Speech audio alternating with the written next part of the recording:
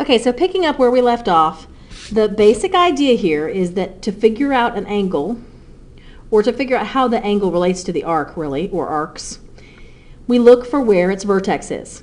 If the vertex is on the circle, the angle will be half the intercepted arc. If the vertex is inside the circle, the angle is half the sum of the two arcs intercepted.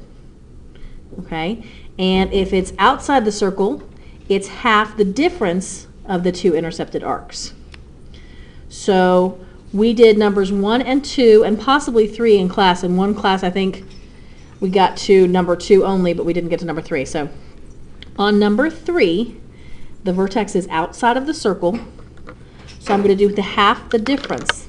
The green highlighting is my angle in question, and the two arcs would be this arc and this arc.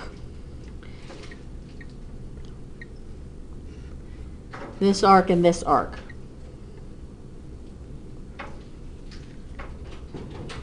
Okay, so this is 100. This one I don't know. So to find this one, I add up 210 and 100, and that gives me 310. Subtract it from 360, and I find out that this is 50.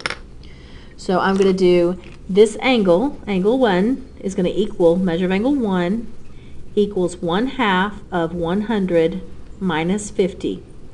100 minus 50 is 50, so half of that is 25. So angle 1 here is 25 degrees.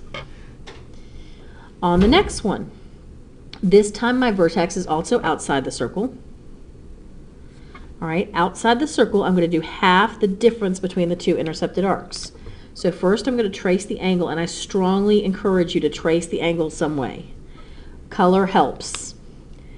Okay, and then identify which two arcs we're talking about. One is from here to here, the bigger part of the circle. The other one is from here to here. Okay, the only information I have is that this inscribed angle is 50. That tells me that this arc right here is twice as big, so this is 100. The other information I have is that together this big arc and the 100 make up the entire circle. So 360 minus 100 should give me the big arc, and that's 260. So the measure of angle 1 is going to be 1/2 the difference between 260 and 100. 1/2, the measure of angle 1, let me write that, equals 1/2 the difference between 260 and 100. That's 1/2 of 160, which is 80.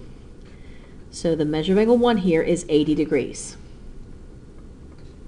And number 5 is also another one that's outside the circle. Please remember that you can replay any portion of this video as many times as you want, or pause if you need to catch up. Okay, this is outside the circle, so this angle, measure of angle 1, is going to be 1/2 the two intercepted arcs. The angle is this one right here. The two arcs are 104 and 38. And we always do the bigger arc minus the smaller arc, so our answer will be positive. Measure of 1 is 1/2 104 minus 38. 104 minus 38 is 66. So 1/2 of 66 is 33. So this measure is 33 degrees. All right, on the back, and I'm going to go through these kind of quickly. If you need to pause or review one, please do so. You might want to pause before I do each one and try it yourself, and then watch me do it. Number 7, this vertex is on the circle. The angle we need is this angle over here, because we want to find this arc X. So what I'm going to do is I'm going to notice that this angle over here is 110.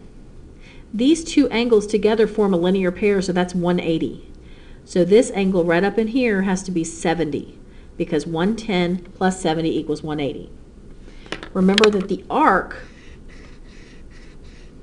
when it's on the circle, the angle is half the arc. Another way of thinking of that is that the arc is twice as big as the angle. Teachers, you should be outside assisting with the pep rally supervision. And most of you have 140 is that one.